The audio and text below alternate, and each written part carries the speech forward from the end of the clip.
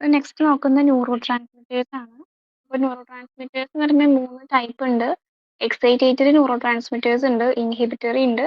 ചിലതിന് ബോത്ത് ഈ പറയുന്ന എക്സൈറ്റേഷൻ ആൻഡ് ഇൻഹിബിഷൻ രണ്ടും തരുന്ന ന്യൂറോ ട്രാൻസ്മിറ്റേഴ്സ് ഉണ്ട്.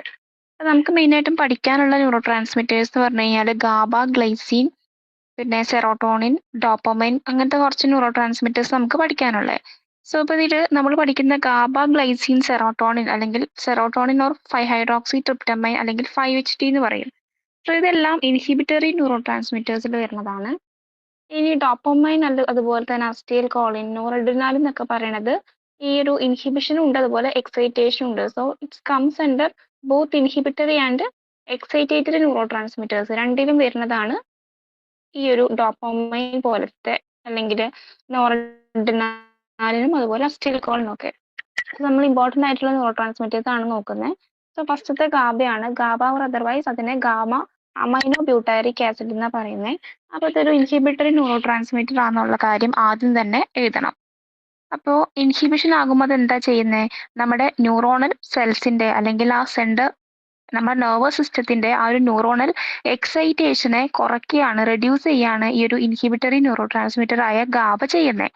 ഓക്കെ, അപ്പോൾ ഒരു ന്യൂറോ ട്രാൻസ്മിറ്റർ ഇൻഹിബിറ്ററി ആണ് അല്ലെങ്കിൽ ഇൻഹിബിറ്ററി ന്യൂറോ ട്രാൻസ്മിറ്ററിന്റെ ക്ലാസിഫിക്കേഷനിലാണ് വരുന്നതെങ്കിൽ എന്ത് മനസ്സിലാക്കണം? ആ ന്യൂറോ ട്രാൻസ്മിറ്റർ നമ്മുടെ ന്യൂറോണൽ എക്സൈറ്റബിലിറ്റിനെ റെഡ്യൂസ് ചെയ്യാണ് ചെയ്യുന്നത്. അതേസമയം അതൊരു എക്സൈറ്റേറ്ററി ആണെങ്കിൽ എന്താ സംഭവിക്കുക? ന്യൂറോണൽ എക്സൈറ്റേഷൻ ആണ് അത് ഉണ്ടാക്കുന്നത്. സോ ഈ ഒരു ഗാബ അല്ലെങ്കിൽ ഗാമ അമൈനോ ബ്യൂട്ടാരിക് ആസിഡ് എന്ന് പറയുന്നത് it is an inhibitory neurotransmitter. So അതിന്റെ ഒരു മെക്കാനിസം എന്ന് പറഞ്ഞു കഴിഞ്ഞാൽ they reduce the neuronal excitability throughout the nervous system. അപ്പൊ ആ നെർവ് ട്രാൻസ്മിഷൻസ് ഒന്നും ഇത് നടത്തില്ല. നെർവസ് ട്രാൻസ്മിഷൻസിനെയൊക്കെ ഇൻഹിബിറ്റ് ആക്കിക്കൊണ്ട് ആ ന്യൂറോണൽ എക്സൈറ്റേഷനെ കുറയ്ക്കുകയാണ് ഈ ഒരു ഗാബ ചെയ്യുന്നത്. ഇനി അതിന്റെ ലൊക്കേഷൻ എവിടെയാണ്, അതിന്റെ സിന്തസൈസ് എങ്ങനെ റിലീസ് ചെയ്യുന്നു, മെക്കാനിസം, ഏത് റിസപ്റ്റാറിൽ ആക്ട് ചെയ്യുന്നു, ഇത്രയാണ് ഒരു ന്യൂറോ ട്രാൻസ്മിറ്ററിനെ കുറിച്ച് ചോദിച്ചു കഴിഞ്ഞാൽ നിങ്ങൾ എഴുതേണ്ടത്. സോ ലൊക്കേഷൻ എന്ന് പറയുമ്പോൾ ഇവിടെ ഗാബാനർജിക് ന്യൂറോൺസ്, അതായത് ഗാബ റിലീസ് ആയി കഴിഞ്ഞാൽ അതിന് ചെന്ന് ബൈൻഡ് ചെയ്യണം. സോ ഗാബാനർജിക് ന്യൂറോൺസ് ലൊക്കേറ്റ് ചെയ്യുന്നത് hippocampus, thalamus, basal ganglia, ഹൈപ്പോതലാമസിലൊക്കെയാണ് മെയിൻ ആയിട്ടും അത് കാണുന്നത്.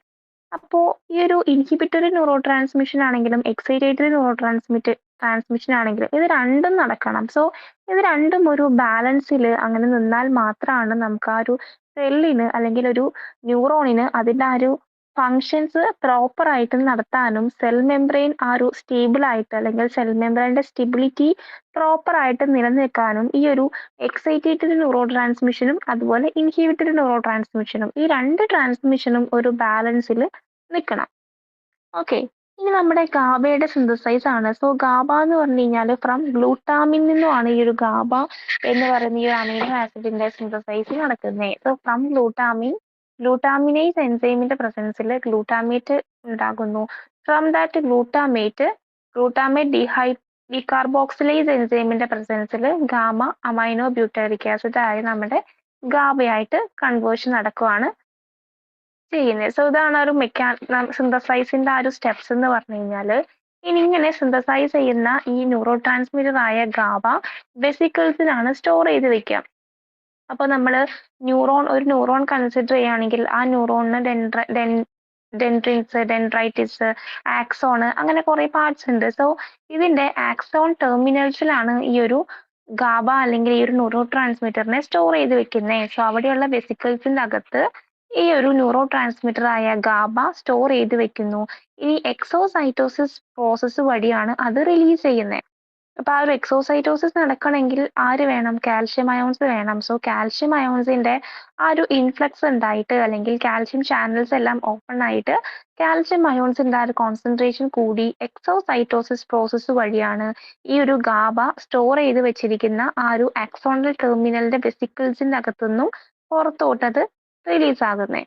ഓക്കെ, അപ്പോൾ ഒരു ഇമ്പൾസ് ഉണ്ടാകുമ്പോൾ കാൽഷ്യം ഇൻഫ്ലക്സ് കൂടുന്നു. കാൽഷ്യം ഇൻഫ്ലക്സ് ഉണ്ടാകുമ്പോൾ ഈ ഗ്രാന്യൂൾസ് എന്ത് സംഭവിക്കുന്നു? ഡീഗ്രാനുലേഷൻ നടക്കുന്നു. അപ്പൊ ഈ ഒരു വെസിക്കിൾസിന് ഡീഗ്രാനുലേഷൻ നടക്കുമ്പോൾ എന്താ സംഭവിക്കുക? അതിൻ്റെ അകത്ത് സ്റ്റോർ ചെയ്ത് വെച്ചിരിക്കുന്ന ഈ ന്യൂറോ ട്രാൻസ്മിറ്റർ ആയ ഗാബ നേരെ സിനാപ്റ്റിക് ക്ലഫ്റ്റിലോട്ട് റിലീസ് ചെയ്യുന്നു. സിനാപ്റ്റിക് ക്ലഫ്റ്റ് എന്ന് പറഞ്ഞാൽ 2 ന്യൂറോൺസിന് ഇൻ ബിറ്റ്വീൻ വരുന്ന ആ ഒരു ഗ്യാപ്പ് അല്ലെങ്കിൽ ഇൻ ബിറ്റ്വീൻ ഉള്ള ആ ഒരു സ്പേസ് അല്ലേ സിനാപ്റ്റിക് ക്ലഫ്റ്റ്. സോ അവിടേക്ക് റിലീസ് ആകുന്നു. അങ്ങനെ ആ ഒരു സിഗ്നലിനെ അടുത്ത ന്യൂറോണിലേക്ക് പാസ് ചെയ്ത് അല്ലെങ്കിൽ ആ ഒരു ന്യൂറോണൽ ട്രാൻസ്മിഷൻ നടക്കുകയാണ് അങ്ങോട്ടേക്ക് ചെയ്യുന്നത്. ഇനി ഈ റിലീസ് ആകുന്ന ഗാബയുടെ റീഅപ്ടേക്ക് എന്ന് പറഞ്ഞു കഴിഞ്ഞാൽ ഈ ഒരു ഗാബ റിലീസ് ആകുന്നു, അത് റിസപ്റ്റാസിൽ ബൈൻഡ് ചെയ്യുന്നു, അത് അതിൻ്റെ ആ ഒരു ഫാർമക്കോളജിക്കൽ അല്ലെങ്കിൽ അതിൻ്റെ എന്താണോ അതിൻ്റെ ആ ഒരു ആക്ഷൻ അത് പ്രൊഡ്യൂസ് ചെയ്യുന്നു. അപ്പോൾ ഇങ്ങനെ റിലീസ് ആകുന്ന സിനാപ്സിലോട്ട് അല്ലെങ്കിൽ സിനാപ്റ്റിക് ക്ലഫ്റ്റിലോട്ട് റിലീസ് ആകുന്ന ഗാബയുടെ ആക്ഷൻസ് ടെർമിനേറ്റ് ആവുക എങ്ങനെയാ വെച്ച് കഴിഞ്ഞാൽ അതിൻ്റെ റീഅപ്ടേക്ക് നടക്കുമ്പോഴാണ്. ഓക്കെ, അപ്പോൾ സിനാപ്റ്റിക് നെർവ് ടെർമിനൽസിലും അതുപോലെ തന്നെ ഗ്ലിയാൽ സെൽസിന്റെ സറൗണ്ടിങ്സ് ഉള്ള റീഅപ്ടേക്സ് ഉണ്ട്. എന്ന് വെച്ചാൽ ട്രാൻസ്പോർട്ടേഴ്സ് മെക്കാനിസംസ് ഉണ്ട്. ഈ ട്രാൻസ്പോർട്ടേഴ്സ് സിസ്റ്റംസ് ആണ് ഈ ഒരു റിലീസ് ആകുന്ന ഗാബേനെ അവിടെ നിന്ന് റീഅപ്ടേക്ക് ചെയ്ത് കൊണ്ടുപോകുന്നത്. അപ്പോൾ ഏതൊരു ന്യൂറോ ട്രാൻസ്മിറ്റർ ആയിക്കോട്ടെ, ഏതൊരു ഹോർമോൺ ആയിക്കോട്ടെ, നമ്മുടെ ബോഡിയിൽ അത് റിലീസ് ആയി കഴിഞ്ഞാൽ ആ റിലീസ് ആകുന്ന അത്രയും ആ ഒരു ന്യൂറോ ട്രാൻസ്മിറ്റർ റിസപ്റ്റാസിൽ ചെന്ന് ബൈൻഡ് ചെയ്ത് ആക്ഷൻ തരുന്നുണ്ടാവില്ല. കാരണം കുറച്ച് റിസപ്റ്റാസിൽ ബൈൻഡ് ചെയ്യും, ബാക്കിയുള്ളവരെ അവിടെ നിന്ന് കൊണ്ടുപോകാൻ റീഅപ്ടേക്ക് ചെയ്യാനായിട്ട് ഓരോരോ ട്രാൻസ്പോർട്ടേഴ്സ് ഉണ്ടാവും. അപ്പൊ ഈ ഒരു ഗാബയുടെ കേസിലും അത് തന്നെയാണ്. റിലീസ് ആയി കഴിഞ്ഞാൽ നമ്മുടെ പ്രീസിനാപ്റ്റിക് നെർവ് ടെർമിനൽസിലും അതുപോലെ ഗ്ലിയാൽ സെൽസിനെ സറൗണ്ട് ഒക്കെ ചെയ്യുന്ന സെൽസിൽ അല്ലെങ്കിൽ ആ ഒരു പോർഷനിലൊക്കെ കുറെ ട്രാൻസ്പോർട്ടേഴ്സ് ഉണ്ട്. സോ ഈ ട്രാൻസ്പോർട്ടേഴ്സ്, ഈ മെംബ്രെയിൻ ട്രാൻസ്പോർട്ടർ സിസ്റ്റം ഈ ഒരു ഗാബയുടെ റീഅപ്ടേക്ക് ഉണ്ടാക്കുന്നതിൽ ആ ഒരു മേജർ ആയിട്ടുള്ള റോൾ എന്ന് പറയുന്നത് ഈ ഒരു മെംബ്രെയിൻ ട്രാൻസ്പോർട്ട് സിസ്റ്റത്തിനാണ്. സോ ഇങ്ങനെ റീഅപ്ടേക്ക് ചെയ്ത് അവർ അതിനെ കൊണ്ടുപോകും. ചിലപ്പോൾ വീണ്ടും അത് റീസൈക്കിൾ ചെയ്തിട്ട് വീണ്ടും ഗാബ പ്രൊഡക്ഷന് വേണ്ടി തന്നെയായിരിക്കും അതിനെ യൂട്ടിലൈസ് ചെയ്യുന്നത്. ആ ഒരു പ്രോസസ്സ് ഇങ്ങനെ ആ ഒരു സൈക്കിൾ പോലെ ഇങ്ങനെ നടക്കുകയാണ്. റിലീസ് ആകുന്നു, കുറെ ബൈൻഡ് ചെയ്യുന്നു, കുറെ റീഅപ്ടേക്ക് ചെയ്യുന്നു. ഇനി ബൈൻഡ് ചെയ്ത് കഴിഞ്ഞാൽ എന്താ സംഭവിക്കുക? ആ ഒരു ഫാർമക്കോളജിക്കൽ ആക്ഷൻ തന്നിട്ട് ആ ഒരു പെർട്ടിക്കുലർ ടൈം കഴിയുമ്പോൾ അതിൻ്റെ ആ ഒരു മെറ്റബോളിസം നടക്കും. അപ്പൊ ഈ ഒരു മെറ്റബോളിസം നടക്കാന്ന് വെച്ച് കഴിഞ്ഞാല് അതിന് ഹെൽപ്പ് ചെയ്യുന്ന എൻസൈംസ് മെറ്റബോളൈസ് ചെയ്യുമ്പോൾ അതിന് ആ ഒരു മെറ്റബോളിക് പാത്വേയിൽ മെയിനായിട്ടും വരുന്ന എൻസൈംസ് ഗാബ ടി, അതായത് ഗാബ ട്രാൻസ് അമൈനേസ് എൻസൈമുകളാണ്. അപ്പൊ ഈ ഒരു ഗാബ ട്രാൻസ് അമൈനേസ് എൻസൈംസ് നമ്മുടെ ഈ ഒരു ഗാബനെ സക്സിനിക് സെമി ആൽഡിഹൈഡ് ആക്കി കൺവേർട്ട് ചെയ്യുന്നു. So from that succinic semi aldehyde അവിടുന്ന് മറ്റൊരു എൻസൈം, അതായത് succinic semi aldehyde dehydrogenase enzymes ഇതിനെ സക്സിനേറ്റ് ആക്കി മാറ്റുന്നു. സോ ഈ ഒരു ഫൈനൽ മെറ്റബോളിക് പ്രോഡക്റ്റ് എന്ന് പറയുമ്പോൾ എന്താണ്? സക്സിനേറ്റ് ആണ് നമ്മുടെ ഗാബയുടെ മെറ്റബോളിസം നടത്തിയിട്ട് നമുക്ക് ഫൈനലി കിട്ടുന്ന ആ ഒരു പ്രോഡക്റ്റ് എന്ന് പറയുന്നത്. അപ്പൊ ഇവിടെ ആ ഒരു മെറ്റബോളിസത്തിന് വേണ്ടി ഹെൽപ്പ് ചെയ്യുന്നത് 2 എൻസൈംസ് ആണെന്ന് ഓർക്കുക. ഗാബ ട്രാൻസ് അമൈനേസും സക്സിനിക് സെമി ആൽഡിഹൈഡ് ഡീഹൈഡ്രോജനേസും. ഈ 2 എൻസൈംസിന്റെ പ്രസൻസിലാണ് ഗാബയുടെ ആ ഒരു മെറ്റാബോളിസം നടന്നിട്ട് അത് സക്സിനേറ്റ് ആയിട്ട് മാറുന്നത്. നെക്സ്റ്റ് കൊടുത്തിരിക്കുന്ന ഗാബയുടെ മെക്കാനിസം ഓഫ് ആക്ഷൻ ആണ്. സോ ഗാബ വന്ന് നമ്മൾ ഓൾറെഡി ഇപ്പോൾ ഗാബയുടെ റിസപ്റ്റാസ് ഒക്കെ പറഞ്ഞു പോയതാണ്. സോ എന്താ സംഭവിക്കുന്നത്? ഗാബ റിലീസ് ആകുന്നു. റിലീസ് ആകുന്ന ഗാബ അവിടുന്ന് ഡിഫ്യൂസ് ചെയ്ത് അതിന്റെ റിസപ്റ്റാസ്, ടാർഗറ്റ് റിസപ്റ്റാസ് ഏതാണോ ആ റിസപ്റ്റാസിൽ വന്ന് ബൈൻഡ് ചെയ്യുന്നു. സോ ഗാബയ്ക്ക് ബൈൻഡ് ചെയ്യാൻ 2 റിസപ്റ്റാസ് ഉണ്ട്, GABA A and GABA B. So GABA receptor 2 type ആണെന്ന് ഓർക്കുക, സബ് ടൈപ്സ്. ഗാബ എ ഉണ്ട്, ഗാബ ബി ഉണ്ട്. ഇതിൽ ഗാബ എ എന്ന് പറയുമ്പോൾ ഇറ്റ്സ് എൻ അയനോട്രോപിക് റിസപ്റ്റാസ് ആണ്. ഗാബ ബി എന്ന് പറഞ്ഞു കഴിഞ്ഞാൽ അതൊരു മെറ്റബോട്രോപിക് റിസപ്റ്റാസ് ആണ്.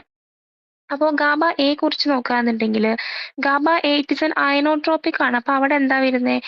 അയോൺ ചാനൽസിന്റെ മെക്കാനിസം വഴി അല്ലെങ്കിൽ ആ ഒരു അയോൺ ചാനൽസ് ഓപ്പൺ ആവുകയോ ക്ലോസ് ആവുകയോ ചെയ്ത് ആ ഒരു മെക്കാനിസം വഴിയാണ് ഗാബ എയിൽ വന്ന് ഡ്രഗ് അല്ലെങ്കിൽ ഈ ഗാബ ബൈൻഡ് ചെയ്ത് കഴിഞ്ഞാൽ ഉണ്ടാകുന്ന ആ ഒരു ആക്ഷൻസ്.